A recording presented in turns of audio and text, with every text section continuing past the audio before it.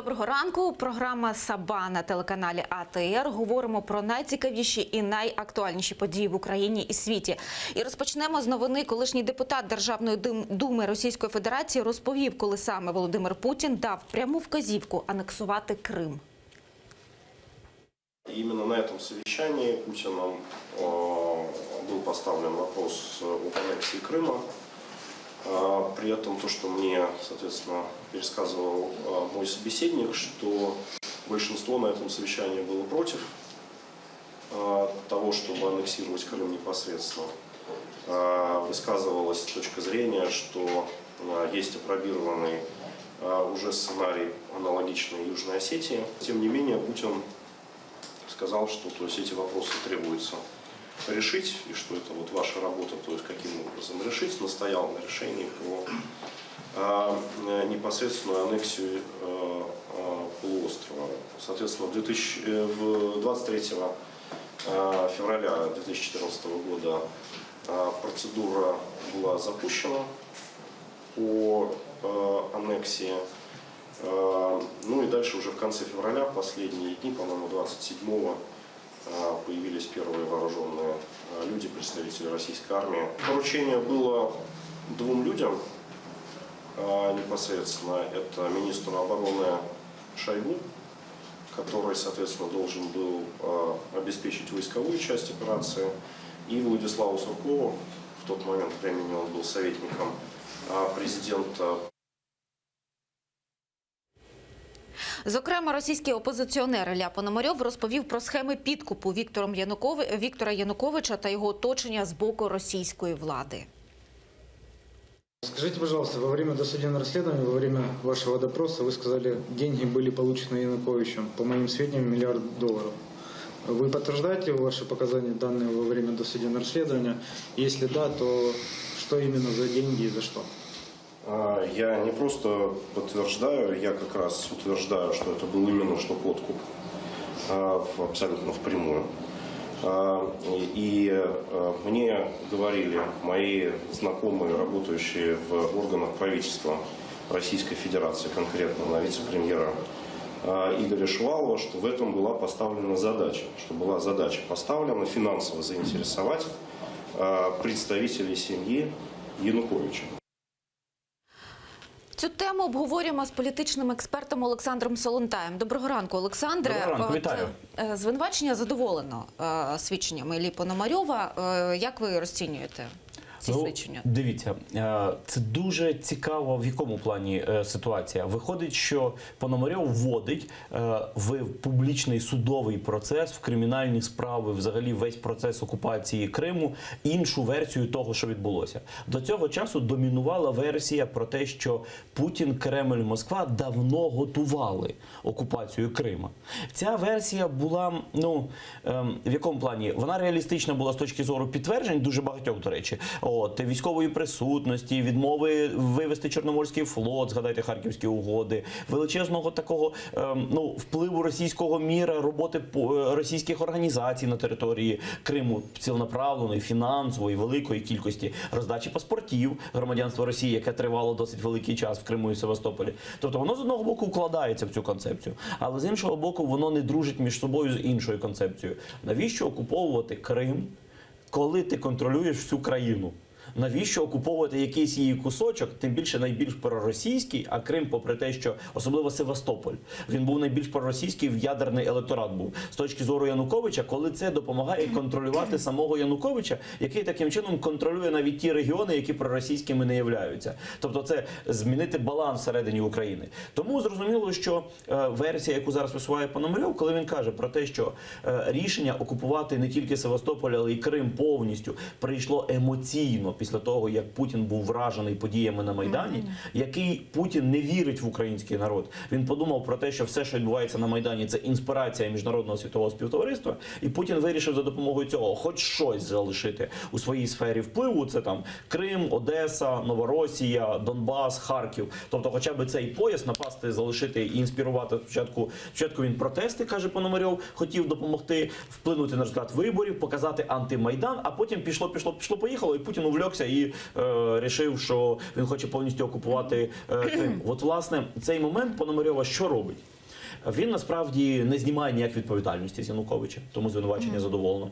Він ніяк не руйнує судовий процес, тому що для судів все одно, які були справжні мотиви державної зради Януковича і які там в нього відносини з Путіном. Для них дуже найважливіше встановити про те, що це справді був підкуп, що це справді державна зрада, про те, що Янукович дійсно виступив не як президент України, а як агент Кремля. З цієї точки зору тому справа задоволена. Але з міжнародної точки зору будуть наслідки, тому що можливо і позитивні. Тобто, якщо будуть дві версії розглядатися паралельно, і одночасно Україна буде наполягати на тому, щоб в міжнародних судах, тоді, коли будемо Путіна до кримінальної світової відповідальності притягувати, а я вірю, що рано чи пізно це станеться, то, бо всі диктатори рано чи пізно або закінчують своє життя загинувшими диктаторами, або предстають перед судами світовими, або трибуналами, то от тоді будуть розглядатися дві версії. І я не знаю, це добре чи погано. Я думаю, що це скоріше добре, що у правоохоронної світової системи буде два варіанти того, що відбувалося. Тобто Путін – злочинець, який довго готував злочин, і його здійснив при кращій нагоді, чи Путін – людина, яка емоційно поступила, і тому, власне, можливо, врятувалася частина інших регіонів ціною Крима. От, власне, ці свідчення, вони таким чином фіксують втручання Володимира Путіна і Російської Федерації у внутрішні політичні процеси в Україні. Чи достатньо цього? Ні, недостатньо. Це тільки в українських справах. Тобто на міжнародному рівні Пономарьову у свій час придеться і іншим людям, які свідчать, придеться повторити всі ці свідчення. На жаль, це не буде Вороненков, якого друг Пономарьова, якого вбили, теж депутат Російської Госдуми. Але це буде точно не тільки один Пономарьов. Я думаю, на момент, коли Путін пристане перед трибуналом, опиниться така ситуація, як було в Радянському Союзі, навіть попри велику залізну завісу, все-таки кілька десятків впливових людей покинули Радянський Союз і мали можливість говорити всю правду про те, що там відбувається. То саме зараз відбувається з Росією. Не одним Пономарьовим. От, власне, адвокат Віктора Януковича Віталій Сердюк зазначив, що Ілля Пономарьов не знає фактів, про які говорить, і прибуток отримував, власне, не інвестору, яка розповідає Ілля Пономарьов про схему, а, власне, сама держава Україна. От якщо підводити якусь риску або підбивати підсумок, власне, того судового засідання, от на цей час ще не весь перелік свідків, як ви зазначили, які повинні допитати. От які ваші прогнози щодо наступного судового засідання і загалом цього суду? В якому напрямку він рухається? Він рухається в напрямку заочного засудження Януковича. Він точно буде визнаний злочинцем і державною зрадою. Це очевидно. Весь фактаж, який оприлюднюється, не дає просто шансів інакше вчинити суддям. Якщо б вони вчинили інакше, я думаю, могли б бути взагалі навіть народні хвилювання. Це одна з багатьох справ Майдану, яка має бути доведена. А от з приводу заяви сторони Януковича про те, що гроші брав не Янукович, а гроші брала держава, це трохи смішно виглядає, тому що в тих умовах, коли син Януковича на всьому мав по кілька десятків відсотків, а люди Януковича і сім'я Януковича мали на всіх інших грошах, які не забрав син Януковича, певний відсоток, то коли ми говорили про кредит від Росії 2-3 мільярди, то було зрозуміло, що мільярд осяде в сім'ї Януковича, і лише частина піде всіма цими траншами на те, щоб підтримати дірку в умовах України. Крім того, фінансування України відбувалося саме в обмін на те, щоб Україна не підписала угоду про асоціацію з ЄС. Тобто це не просто гроші Україні офіційно, які неофіційно йдуть в кишеню Януковича, а це ще й гроші за умови, що ви відмовляєтеся від європейського шляху, що і спровокувало насправді і війну, і всі події. От сьогодні Ілля Пономарьов стане гостем програми «Акшан». О 20:30 розгорнуте інтерв'ю з Христиною Стець. Будь ласка, не пропустіть. Ми продовжуємо. У Кремлі підтвердили факт телефонної розмови президента Російської Федерації Володимира Путіна і президента України Петра Порошенка. Сторони обговорювали обмін полоненими і розслідування катастрофи Ан-148. Дійсно, 12 лютого була телефонна розмова між Порошенком і Путіним. Дзвонив Порошенко. Президент України висловив співчуття главі Російської держави в зв'язку з авіакатастрофою, яка сталася напередодні. Говорив про готовність взаємодіяти по лінії виробника і з'ясування причин авіакатастрофи. Пане Олександре, от факт цієї розмови, він щось змінить? Та ні, нічого не змінить. Ну тут в цьому плані тяжко бути президентом України. Хто би тут не був, незалежно від прізвища. З одного боку, Путін є людиною, яка очолює сусідню державу, яка тримає в полоні українських громадян, робить репресії наших громадян в Криму, нищить кримсько-татарський народ, воює з Україною, вбиває щодня українців. А з іншого боку, Путін є офіційним главою держави, яка має найбільший там кордон з Україною і є українським там найбільшим сусідом.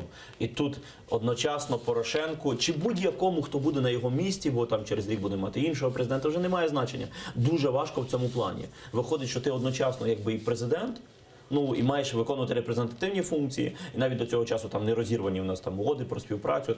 Ми сусіди, тобто угоди дипломатичні можемо рвати, а країна сусідньою все одно залишиться. А з іншого боку, це сусід-агресор. Тобто Путін одночасно є злочинцем і колегою президентом. І з одного боку, Порошенко ж, мабуть, я думаю, що Пісков підставляє його, говорячи про те, що він лише на авіа роблячий режим. Я думаю, що привід висловити співчуття це був як повод позвонити. А насправді ж, я думаю, що права прес-служба Порошенка. Я сподіваюся, що вони праві, що вони телефонують і роблять такі контакти все для того, щоб звільнити ще хоча б частину українських заручників і полонених. Я думаю, тут вірити треба більше українській владі, а Пісков більше робить маніпуляцію. Але що мене дійсно вражає, для української держави не вирішена формула того, як себе поводити з агресором і з президентом агресора, злочинцем, який організовує всю цю агресію, тому що виходить, що українське суспільство, люди насправді не готові до повного розриву відносин із агресором. А президент, який представляє суспільство, виходить на розтяжці. З одного боку, частина суспільства каже про те, що забудь просто про Росію, про всі зв'язки з нею, а з іншого боку, частина суспільства каже про те, що та ні, немає значення, що війна, підтримувати далі стосунки з Росією. І Порошенко є президентом, насправді, і цих виборців. У нього і ті люди за нього голосували. Тому якщо навіть абстрагуватись від його політичної вигоди, порошенківської, а от поставити на місце там будь-якого іншого прізвища, і як він має задовільнити інтереси своїх виборців, то це, звісно, розтяжка величезна. І на розтяжку ставлять українських політиків передусім українські громадяни, які до кінця не займають чіткої позиції. От принаймні є реакція у адміністрації президента, є цитата, я зацитую. Президент України провів телефонну розмову з президентом Росії для активізації звільнення українських заручників, зокрема обміну полонених, прикордонників і звільнення українських військових на окупованих територіях. Також було обговорено порядок денний зустрічі міністрів закордонних справ країн Нормандської четвірки, яка запланована на 16 лютого у Мюнхені. Телефонна розмова відбулася в координації з європейськими партнерами по нормандському формату і американськими союзниками, сказали в апараті президента. От, пане Олександре, а чи мають один на один розмовляти президент України і президент Росії? Дивіться, тут яка ситуація. З точки зору прямої здорової логіки, такої людської здорової логіки, ти чого дзвониш злочинцю? У тебе є що запропонувати йому? Сильне таке, що ти йому кажеш, віддай мені моїх людей, я тобі за це, наприклад, віддам там своїх там і так далі. Чи є в української влади зараз така сильна позиція, коли можна позвонити бандиту, злочинцю Путіну і це сказати? Ні. Але є інше. Тому, якщо з такої точки зору дивитися, може виникати враження у наших дуже багатьох глядачів про те, що ти що твориш? Ти кому дзвониш? І взагалі, як це так? Ми ж розуміємо, що Путін вбивця. Але ж вони пояснюють, самі причини цієї ініціативи. Давайте просто людською мовою поясню, бо адміністрація президента як написала, так черговий раз написала, так що понятно лише експертам. Експерти для експертів написали. З точки зору, щоб зрозуміти людям, що відбувається, коли Україна проходить всі етапи і процедури, наприклад, звертається громадянин український до Європейського суду, він має пройти спочатку українські суди, а потім звертається до Європейського суду. Чому? Бо суд європейський задає перше логічне питання. А ви в Україні попробували всі механізми? Чому ви аж до нас прийшли? То саме з президентом українським. Коли український президент звертається до міжнародного формату, то до Волкера, до американців, поговорить з Путіном, то до турецького президента і каже йому, поговори з Путіном, то каже до нормандського формату, до німців, до французів, до канадців, каже, поговоріть з Путіном. Вони питають, а ти там свої, пройшов етапи там? Депешу надіслали, листа послали, посол в гості ходив. Це формальність? Це формальність, це формальний дзвінок. Тобто він виконує формальну процедуру, щоб далі сказати тим, хто може реально вплинути на Путіна, бо Путін слухається тільки сильних, він тільки мову сили розуміє. Щоб він сказав, президент України сказав, все, що можна було зробити, Реальне, нереальне. От ми все зробили, навіть авіазвінок зробили, коли у них там була катастрофа. Що давайте, ми вам теж співчуваємо. Це привід, щоб ви... Привід, да, це повод для дзвонка. Угу. От якщо говорити, власне, про конструктив цієї розмови, от про що, крім обміну полоненими, крім обміну заручниками, обміну і заручників, і ув'язненими, які знаходяться на території Російської Федерації, от які задачі? Зупинити бойові дії. Тобто, попри частини перемир'я, попри те, що були такі дні затища між 2017 і 2018 роком, знову одне і те саме, знову війна відновилася. Знову гинуть наші хлопці, знову нас поранені, знову стріляють не в одній точці, а по кількох точках, знову лінія фронту гаряча, знову чути, як громихає. От за якими діями, за якою риторикою з обох сторін після цієї розмови ми зможемо зрозуміти, що насправді це була конструктивна розмова? Що має відбутися? Ні, це формальна розмова. Це не може бути конструктивною розмовою. По-перше, президент Путін давно невміняємий, а у нього ще й зараз президентські вибори. Під час виборів політики особливо невміняємі. Тим більше, що це вибори президента Путіна по виборах Путіна на черговий термін. Це ж ненормальні ще й вибори. Тому в таких умовах вміняємості якоїсь не додається, а тільки позбавляється. Ну і наш президент війшов. Але ж там є з боку Російської Федерації теж є свої передвиборчі зацікавленості у стосунках в Україні. Але ці передвиборчі зацікавленості, вони повністю задовольняють своєю російською інформаційною машиною. Вони тільки можуть використати дзвінок Порошенка в цьому плані собі в плюс, а ніяк це не може їм пошкодити. Тому вони тільки раді, насправді, тут дзвінкам Порошенка. Переходимо до наступної теми. Голова Міноборони Білорусі Андрій Равков заявив, що білоруські миротворці можуть бути відправлені на Донбас при дотриманні певних умов.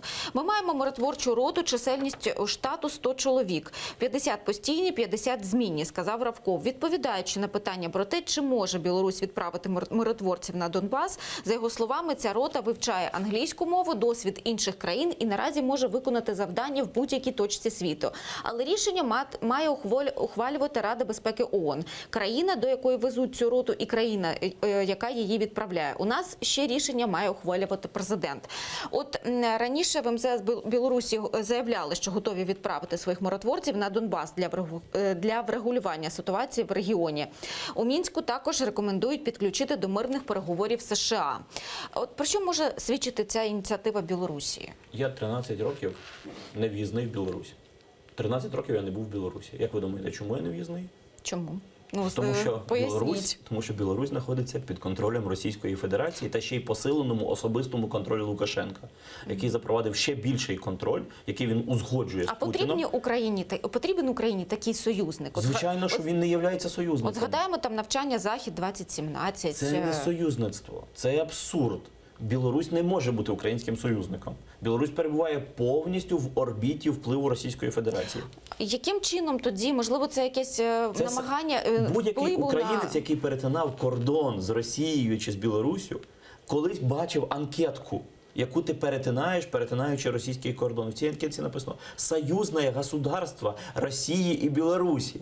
Що ще потрібно пояснювати? Коли потрібно чітко розуміти про те, що коли ми маємо справу з Білорусі, ми маємо справу з молодшим Путіном, посередником Путіна, який копіює свого шефа, вибудовуючи повністю своє царство, княжество і називає себе «последній диктатор Європи». От Лукашенко, на жаль, помиляється, не «последній диктатор Європи». От у нього по сусідству є поболее диктатор і посерйозніше. От, а по-друге, він абсолютно залежний в усіх зовнішньополітичних питаннях від того, що йому скаже Кремль. Тому на території Білорусі пропадають українські громадяни і потрапляють в російські тюрми. Тому величезна кількість українських громадян не має можливості перетнути українсько-білоруський кордон. І навіть коли їде в Литву, не по прямій через Білорусь, а через Польщу обходному або літаком, тому що неможливо туди нормально перебувати. І я не один такий. Таких в Україні сотні нормальних громадян, які через свою політичну позицію не мають можливості бувати на території Білорусі. Саме тому в Білорусі не була надана Білорусю військова допомога Україні по відстоюванню українських інтересів. Саме тому на території Білорусі росіяни вербували величезну кількість громадян, які воюють, в тому числі за території ДНР, ЛНР.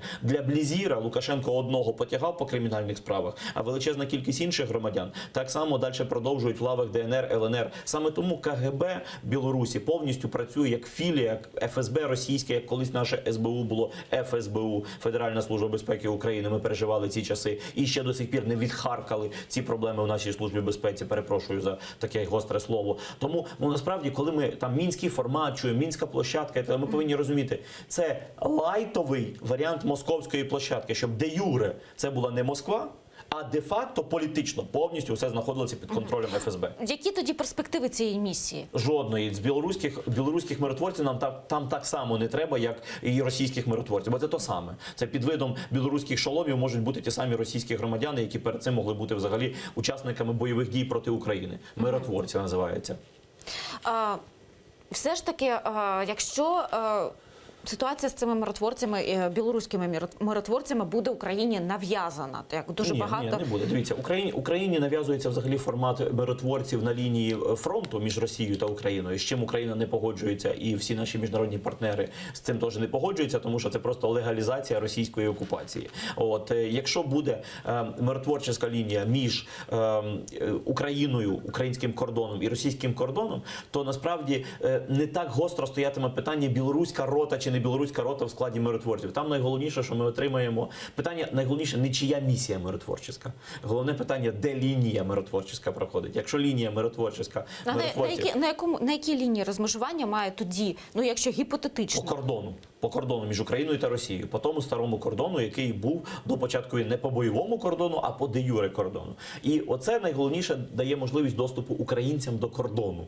А які там паралельно роти миротворчі будуть бігати і так далі, це вторинне питання. Заради того, щоб мати на лінії фронту, можна якусь роту десь на якусь ділянку і запустити. Тобто жодного мандату ніякого у цієї білоруської місії? Особливого не буде. Вона все одно буде рота підпорядкована загальній місії, керівництво місії, а керівництво місії будуть здійснювати або американці, або європейці. Тому що інакше це буде не місія, а це буде просто легалізація російської окупації. Вчора в черговий раз відбулось засідання тристоронньої контактної групи з врегулювання ситуації на Донбасі. Мінськ. Власне, група висловила готовність до компромісів для прискореного обміну утриманих осіб. Також українська сторона закликала Російську Федерацію переглянути свою позицію стосовно важливої гуманітарної ініціативи. Створення за участі України, Російської Федерації, Міжнародного комітету Червоного Хреста тристороннього механізму пошуку зниклих безвісти. До роботи у цій місії будуть запрошуватись представники ОРДЛО. Поки що Росія відмовляється брати участь у цій місії. Як повідомлялось, учасник переговорів у Мінську кум президента Росії Володимира Путіна Віктор Медведчук заявив, що представники України і Росії ведуть перемовини про обмін та повернення на батьківщину заарештованих і ув'язнених у Російській Федерації. Це може бути результатом ініціативи переговорів Порошенка і Путіна? Все ж таки, як один з можливих виходів? Це так само проходження формальної процедури. Тобто це так само, як у випадку з телефонним дзвінком, це один із етапів проходження формальних пунктів, що потрібно зробити для того, щоб Україна знову отримала міжнародну підтримку у звільненні військовополонених. Варто нагадати, як в кінці минулого року Україна добилася звільнення частини військовополонених. Спочатку відпрацювала контактна група в Мінську, все узгодили, верифікували і так далі. Там працювали українські і громадські діячі, і політики, там, наприклад, віце-спікер Ірина Геращенко, тобто всі наші відповідальні люди. Потім президенти мали різні контакти між собою, а потім в кінці кінців пакет, все готово, все до обміну і так далі, лягло на стіл тим, хто може на це вплинути. Потім вони вплинули на Путіна, а потім Путін показав, що він кінцевий, хто рішає. Пам'ятаєте, зробив телефонний дзвонок туди Захарченку, в ДНР, ЛНР, сказав, звільніть, домовтеся і так далі. Тобто це вже як оформлення, обгортка для цукерки, яка вже повністю готова. То саме зараз відбувається. Тобто для нас турбує найголовніше питання, коли обмін? Тобто, коли відбудеться такий... Чому затягується цей... Чому немає точної зафіксованої дати? Про що не домовились? Світ не знаходить поки що такої чіткої, зрозумілої позиції, як їм надавити зараз на Путіна, так, щоб він віддав Україні цих частину. Тому на робочому рівні, частину полонених, тому на робочому рівні йде затягування всіх процесів. Тому що, який сенс це все готувати, як ми все одно не знаємо, коли в нас дедлайн. Власне, про ці дедлайни, сама передвиборча робота... Я про реальний дедлайн, бо формальний дедлайн ще в 2016 році мали бути кінцево віддані всі Україні полонені 2 роки, а якщо дивитися Мінськ перший, так у 2015 році. Це Ну, по де-юре дедлайн. Де-юре де-юре. дедлайни всі пропущені. Я про де-факто дедлайн. от, власне кажучи, передвиборча кампанія Володимира Путіна у Росії, вона якимось чином може прискорити або вплинути на визволення заручників? Да, добрий цар мав би показувати ласку і мілувати тих, кого мали казніть. Тобто в російському імперському уявленні, в його царствуванні того, як має себе вести цар, і уявленні виборців у росіян, які живуть під цим всім шапкою царською і короною досить довгий час. От в їхньому уявленні цар набере собі якийсь додатковий бал, якщо він простить і смілується над злочинцями якимось, яких він відпустить. Тому в їхньому розумінні могло би спрацювати це в плюс. От, але, ну, якби, з планом виборчої кампанії я не знайомий, яку вони вибрали виборчу кампанію. Чи є там такий захід, як казніть, міловать, простіть і так далі? Можливо, там амністія якась загальноросійська є. Або, можливо, ви знаєте про якусь стратегію цієї передвиборчої кампанії щодо відновлення стосунків з Україною? Вона Ні, є? навпаки. Поки що. Навпаки, тільки загострення, тільки показування позиції, аж до голосування Путіна в Криму в одному з днів голосування. Тобто, навпаки, в ході виборчої кампанії він намагається не пом'якшити, не покращити стосунки з Україною, а він намагається показати про те, що все ми зробили правильно, Крим наш, от на Донбасі ми допомагаємо руському міру, і взагалі Януковича ми держимо, тому що він настоящий президент, а в Києві нелегітимна хунта. Тобто він повністю вернувся до всієї цієї риторики. В цьому небезпека, до речі, Путіна. Єдине його, що рятує, нечесні вибори. Бо якби в Росії були чесні вибори, кількість громадян, що розуміють, що це все лажа насправді, що з Україною псуємо стосунки і псується наше життя, що з Європою псуємо стосунки, псується наше життя, з світом псуємо стосунки, псується наше життя. Нормальні люди тікають з Росії, уїжджають з грошима, з капіталом, ми падаємо і ми руйнуємося, попри там часткове економічне зростання, яке є. Ця думка стає все популярнішою серед росіян. Но виразитись вона, виявитися вона не може. Якщо ти російський політик опозиційний, який ти цю думку намагаєш зібрати і показати, що з тобою відбувається? Тебе розстрілюють, Німцова згадати. Якщо ти російський менше політик, менш досвідчений, тобто ти політик, який там можеш мітинги, акції робити, а не тільки організовувати людей, з тобою що роблять? Не реєструють кандидатом в президенти, відправляють в тюрми, тягають разом з активістами, розганяють. Якщо ти російський громадянин, який там симпатизуєш Україні просто, от хочеш прийти проголосувати, то тобі говорять про те, що голосуй, не голосуй, все одно получиш шайбу. От, бо це Росія. От, там результати голосування не конвертуються в табло, оголошене на ЦВК. А коли вони не конвертуються, громадяни не мають можливості, як в Україні, вийти і навести лад. Про аспекти у передвиборчої кампанії Володимира Путіна у Криму. Про це поговоримо за кілька секунд після невеликої паузи.